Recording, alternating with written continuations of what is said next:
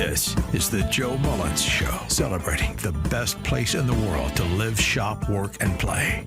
And now, your host, Joe Mullins. Hello, Florida. This is Joe Mullins of the Live, Work, Shop, Play Show, and welcome to another beautiful weekend in the greatest state in the greatest country in the world.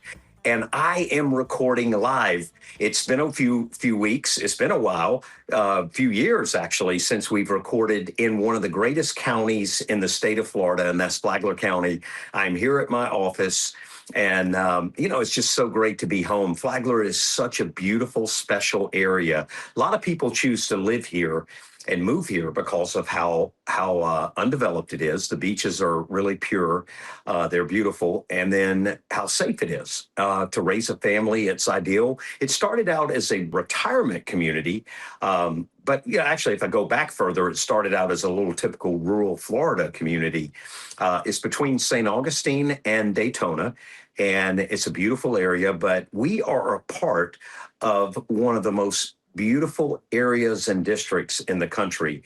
And what makes this so special are the people that make up this community in this area.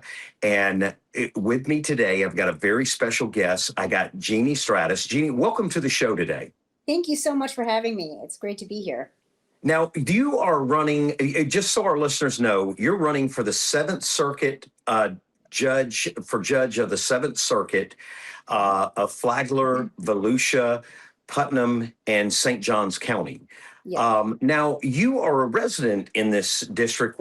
Tell us a little bit about you, where you come from, and why you're running, and why it's important, how a person like you is a key player in keeping this area safe and ideal to live. Awesome. So I'm in Volusia County. I've been here for 25 years. Actually, when I finished law school, I got a job at the state attorney's office here, and I've never left. I'm in West Volusia. I work in West Volusia. I live in West Volusia, and it's phenomenal. I love it here. I've been with the state attorney's office, as I said, 25 years now. Currently, I am handling career criminal cases. That includes homicides, sex crimes, internet crimes against children, firearms cases, any high-profile case that the boss wants to make sure gets some special attention and special handling, and it has been a phenomenal career. I have been protecting our community and helping our community through this position for 25 years, and I love it. But it's time for me to move up to the bench. Judges have the unique ability to sit and listen to both sides and make a proper ruling, and I'm ready to do that.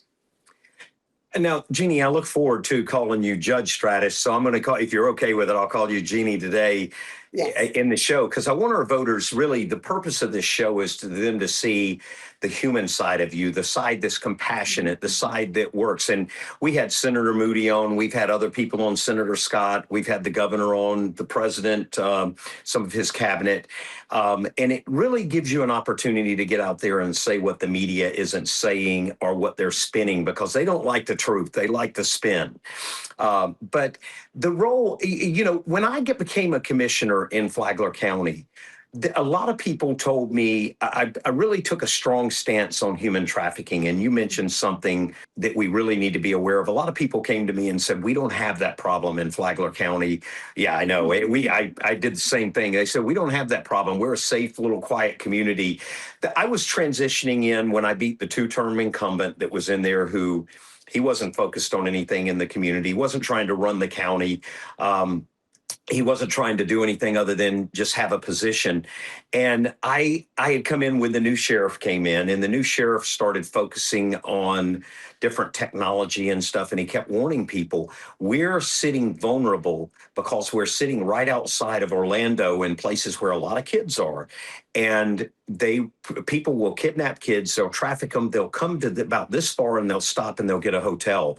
Since he's been in office and we started doing some of the preventative stuff on trafficking, we found a lot in this area. What have you seen in this area as it being in that position, and how important and how much do we need to be aware of that? Since I'm based in Volusia, I don't know exactly what has been found in Flagler. I've heard a little bit about it, obviously. What I can say, though, is human trafficking is so hard to find because our victims, by the time they've been in this system, if you will, of the trafficking, they can't talk about it. They're afraid to talk about it. They've been abused. They're possibly on drugs. Our victims are so hard to find. And it's not something you can easily spot, like, oh, there's human trafficking. I can see that, It's such a secreted crime.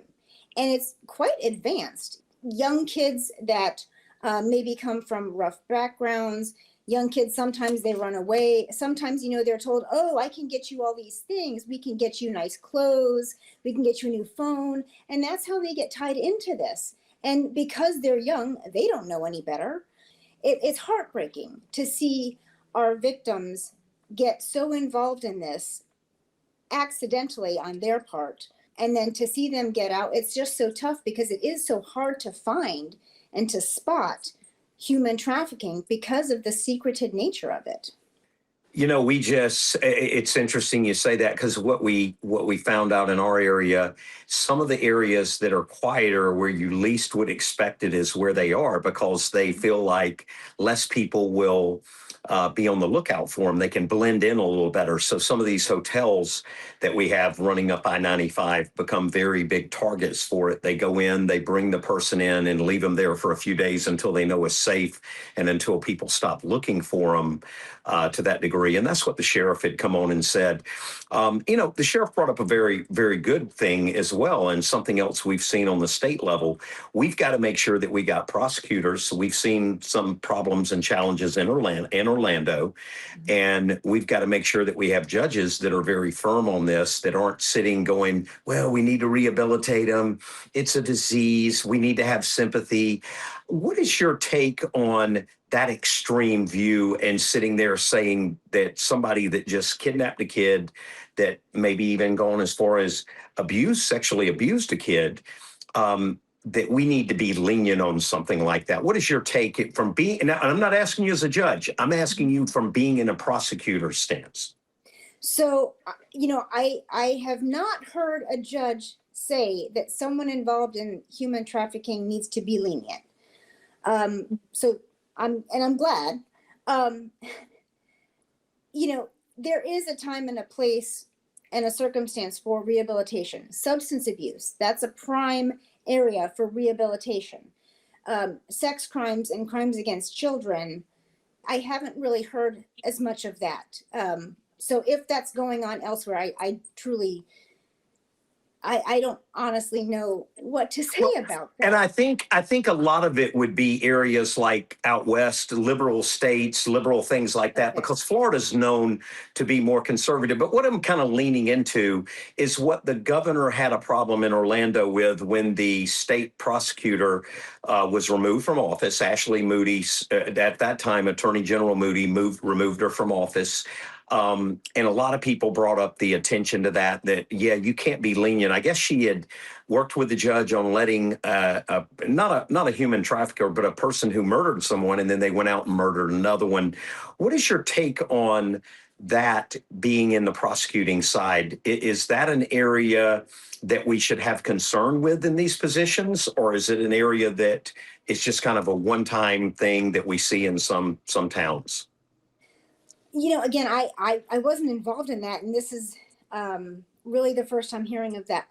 What I can do is describe how cases typically get resolved and the factors that are typically looked at or should be looked at. They're looked at on my end, I can tell you, when we're resolving a case. Number one, we have to look at how strong our evidence is. And typically I do that from the outset when I'm setting up a case, when I'm doing the intake on a case to figure out what charge or charges I can file. I am looking at how strong is my evidence, what can I prove beyond every reasonable doubt, because that's our burden. It's an interesting difference that the probable cause is the burden for an arrest. That's what we have to meet. Probably it happened, probably this person did it. But to prove a crime beyond a reasonable doubt, that is what we have to use to charge someone with a crime. Sometimes we have probable cause, and sometimes that doesn't quite rise to beyond every reasonable doubt. So then you look at, how is our victim? Is our victim going to be able to hold up in court and testify? Some can, Unfortunately, some just may not be able to handle it because of the abuse that they've already gone through. And then we have to look at the score sheet.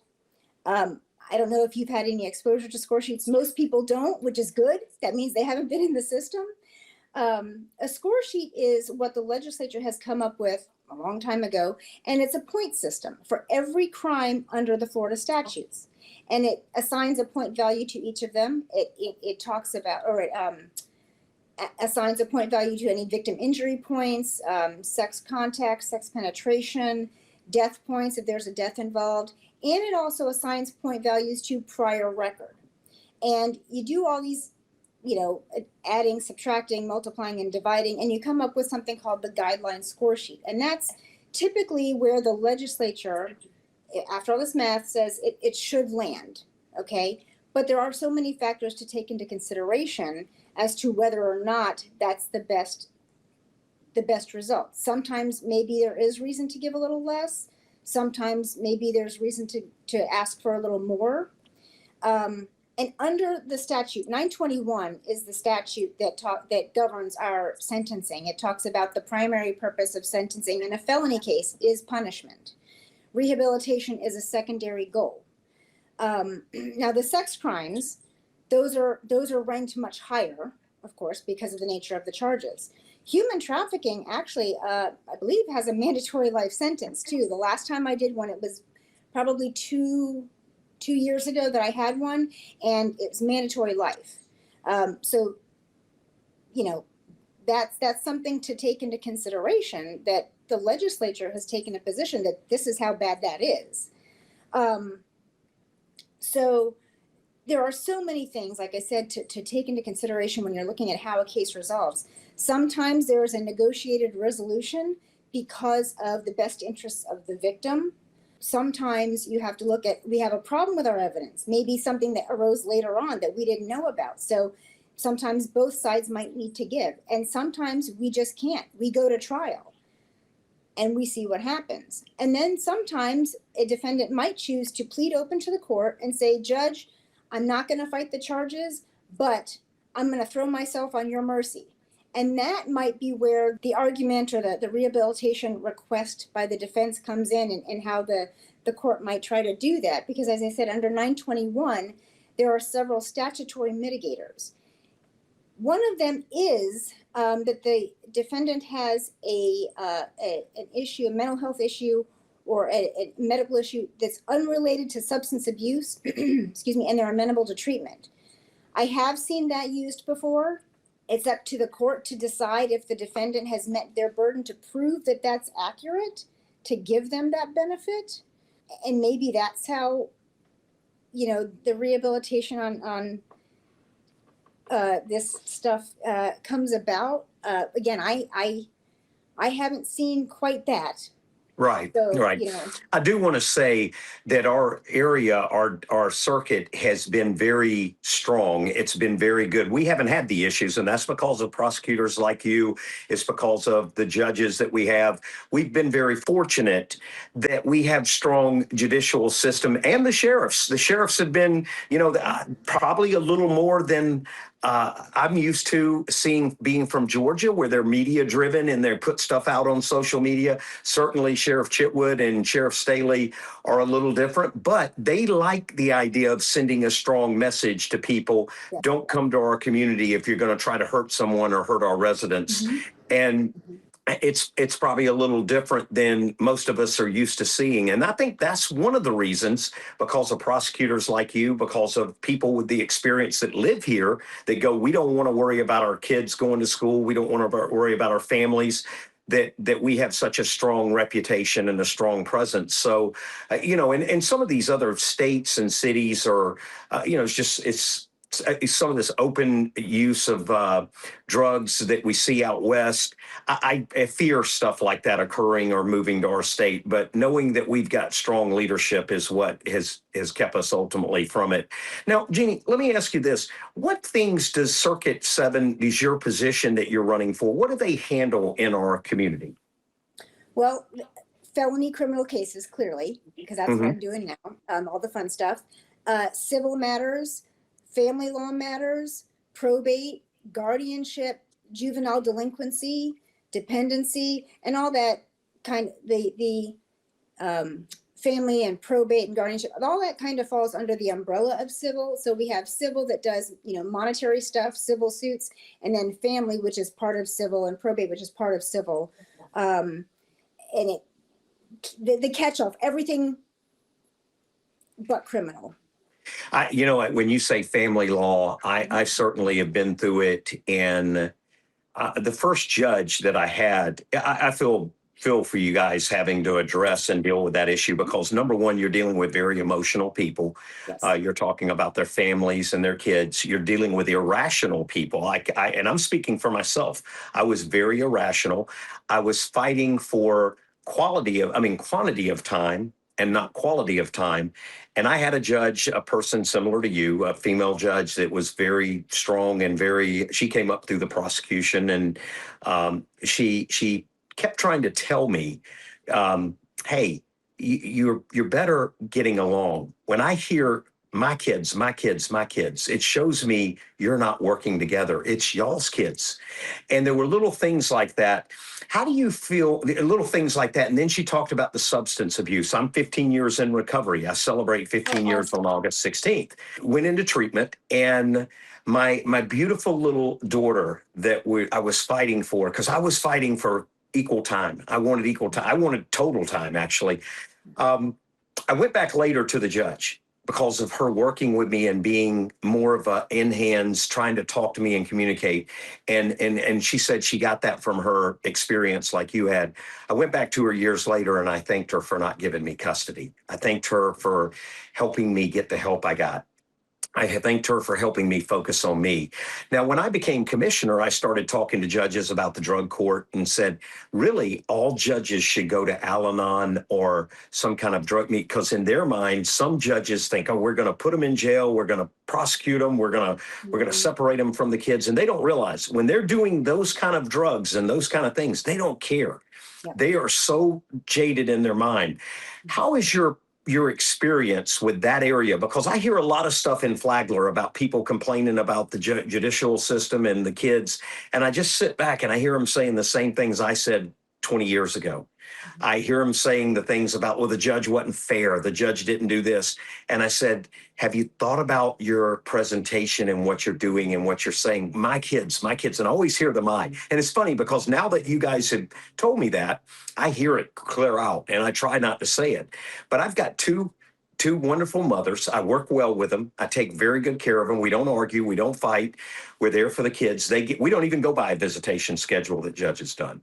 We put that away in a drawer. We know we got it as a fallback, but we raise those kids in a strong way. How do you feel your experience can help people like me when we get in those jams and we're not thinking rational? How can that experience help us get through that and do what's best for the kids? Yeah. So, as you were talking about this, I am hearing and I'm living it because, dealing with the cases I deal with, are the parents of our victims, the next of kin, they are emotionally invested in whatever case we're talking about. And when I have to deliver bad news that they don't want to hear, there's probably nothing that I can say or do to get them on board with what I'm saying or to like what I'm saying. They're emotionally invested, and I get that. But I have to be straight up with them. And that sounds like exactly what the judge did with you. She knows you're emotionally invested. They're your kids, they're your family, they're your life. But they have to be honest with you and straightforward and say, listen, this is how it is.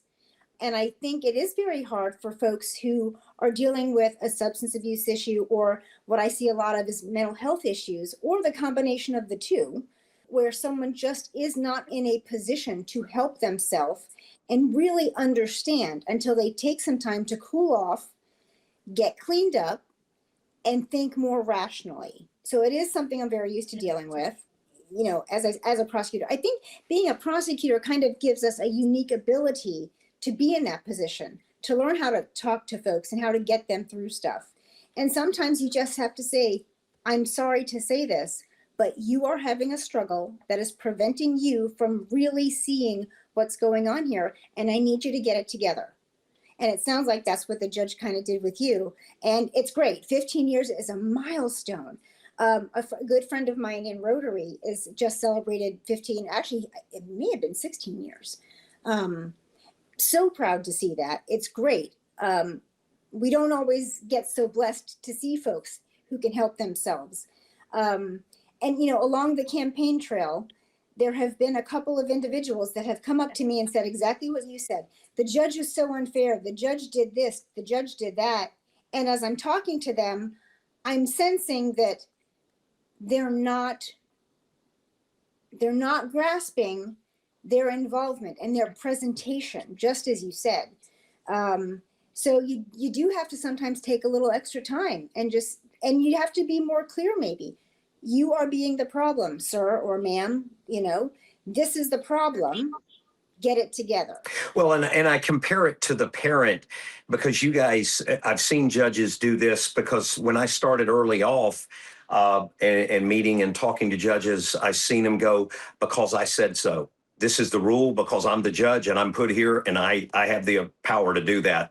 Versus a person like you coming in and going, listen, I don't want to do this. Mm-hmm. It hurts me to do this, but I have to do the best interest for this situation. Yeah. And you explain it and come in a different way, because that, I'm not saying, do I know what works? Absolutely not. I know what worked for me. And what worked for me is when that judge started talking to me like a human being and started treating me that way. And it was amazing, Jeanne. I looked at her and I said, you're just like us. You're no different, because you walk in and your perception of that judge is you're going in front of a principal or you're going in front of God. And you're in trouble and you're scared to death in some of those situations. And you always hear different things like, this judge is not fair. This judge sees this. This male judge went through this with his ex-wife, and he's going to be very, very aggressive to you or aggressive to this situation. And you hear these things and you can see them kind of in activities. I remember a judge in a judicial thing quoting a Bible verses. The judge ended up later having mistresses and all kind of things, but he was quoting Bible verses. He took a woman's kids from her because she lied. And I said, that seemed a little extreme to take kids because she lied. She was having an affair and she admitted it. And he said, well, you know what, that's a sin. And he took the kids from her. And I said, man, you devastated that family, instead of looking at her and working with her and saying, hey, you come from a background of Christianity, you maybe explaining it more. And that I've seen those extremes. So having people like you coming in and speaking about that is very crucial. Now, you've been in the area, you've been in the district. Where do you see some areas that need to be strengthened and that we need more focus on? I'm going to say focus because I don't think we're bad at all.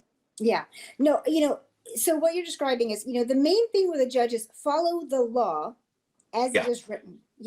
We are human, we have emotion, just like you said, but we have to follow the law. And sometimes you have to explain, this is what the law says, and I'm following the law. I sympathize with you, just like you described, but this is what the law says needs to be done.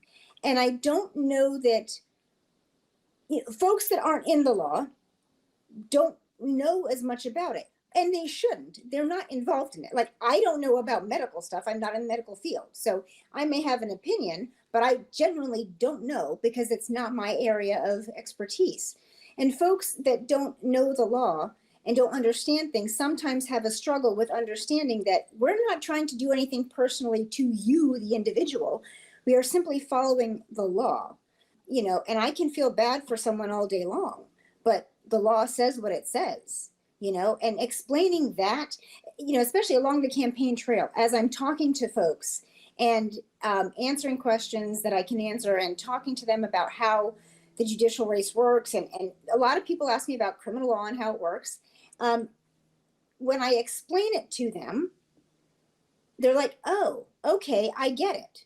And sometimes really that's all it takes, a little bit of explanation, because folks don't know the things that they don't know. Yeah, the explanation, I know when I started being explained to, I started understanding things more. But again, you hit it on the head. You got to get clarity in your head. You got to make sure there's no substance abuse. You got to. I remember looking at that judge, telling her, "I'm not doing anything," and she just looked at me and smiled, and she said, "I believe you." And she rolled her eyes, and I went, "I'm a victim here. I'm a victim." But thank God I was a victim, because my daughter looked at me about 2 months ago and said, "Dad, I see so many families fighting and so many arguing." She goes, she goes, "My friend looked at me and said, I wish my mom and dad got along like you and his ex-wife got along." And my daughter looked up and said, "Boys, they don't know how y'all used to be." But for the child, it's so much better. But having a judge like you, having a person like you that's committed to success, not forcing something down or forcing, they're all hard decisions. I mean, if you weren't making hard decisions, you wouldn't be a judge. They're all hard. Let's talk a little bit about the election coming up. And now August 18th is the election. It's a judge is a little different than the other elections. Is this where y'all will determine who is running, or is this a weeding out and then moving on to the November election? No, August 18th is it. There are 2 candidates in the race. August 18th is it. So August 18th, people come out, they vote. Volusia, Flagler, Putnam, and St. John's. And I'm going to share with our listeners, I was very much told and highly recommended to have and bring you on the show. I want the listeners to understand that. A lot of people talking about how your engagement with the community was so good, how you were speaking to them, going out and connecting with them, and they've really appreciated it. They said they've never seen that before. I know when I knocked on doors, I knocked on 25,000 doors, and people are like, "Nobody's ever come to my door before." And I told them, I said, "Listen, I want to serve the community." They don't realize the positions that you have, that I have, they're a lot less stressful. They're a lot easier. But when we move to that next level, it's a calling. It's a calling. Do you feel this is a calling for you? Totally. 100. I mean, even being a lawyer was a calling. It's funny. And I've gone to every single county. I was actually in St. John's yesterday. Monday, I was in Flagler and Putnam and Volusia, going out, trying to talk to people, trying to meet people, explain the race. When I went to law school, people ask, "What made you want to be a lawyer?" Nothing specifically made me want to be a lawyer. I just knew that's what I was supposed to do. And when I went to law school, oddly enough, I wanted zero part of the courtroom. Didn't want to see it. Don't want to talk in front of people. Can't talk to a crowd. And then I took trial advocacy as a favor to a friend of mine in law school. And I said, "Dude, you don't want me as your partner. I am going to bomb. I can't do it. I can't speak to people." And he's like, "No, you're the only one I trust." I was like, "All right, well, but if we fail, you can't blame me. You can't complain." And so I thank him to this day for changing my life and giving me this wonderful career, because that flipped a switch that said, you have to be in the courtroom. You have to be a trial attorney. He also told me to apply to the state attorney's office here. And 25 years later, here we are. So, and now I know, just being a judge, it's what I'm supposed to do, and I've loved going out on the campaign trail. It's not quite what I expected it. I don't know really what I thought it was going to be, because I have no experience in it. I'm not a politician. I don't want to be a politician. I just want to be a judge and serve my community for the rest of my career, as I've been doing thus far. But it's been so great talking to the folks and engaging with them and having them ask me, "What does a judge do? Tell me about yourself." It has been so neat. I've met some super interesting people. It's been a life-changing experience. Well, and what I love about you too, we hit some tough questions, and you didn't fray from them. You answered them to the best you can. You talked about it. You brought it up, and I love someone that goes, the ability to be able to go, "Look, I'm not really expert or in that area." That's a lot. A lot of people want to try to answer it out of fear. They got to do it, and I love that about you, and I've heard that about you. And I think people need to understand, having judges like you, having people like you in office, even though they may not be dealing with child custody stuff, they may be older and grown, raise their kids, or they may not. You never know when your grandkids are going to do it. You never know when drugs is going to enter the family. Certainly, I grew up in a prominent family, and drugs were not supposed to be in my family. It did hit me. And then I started dealing with an avenue of life where I would go to my mom and she said, I have no clue. I just hope that everything's fair. I've heard this and I've heard that. And I did not know the importance of having that kind of person touch my life. And I thank her every day. I thank her when I see her. I go to her and hug her and say, thank you. And I realized that's the judge I was so scared of. And it got back to me through some people that she was very touched and honored that she goes, the guy has a big ego. She has a big ego. And she was very touched and honored that I saw it. But it wasn't ego. Ego is a form of fear.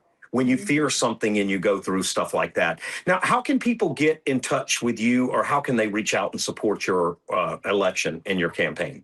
Well, I have a Facebook page, Jeanne Stratis for Circuit Judge. I have a website, stratisforjudge.com. And I have an email, stratisforjudge@gmail.com.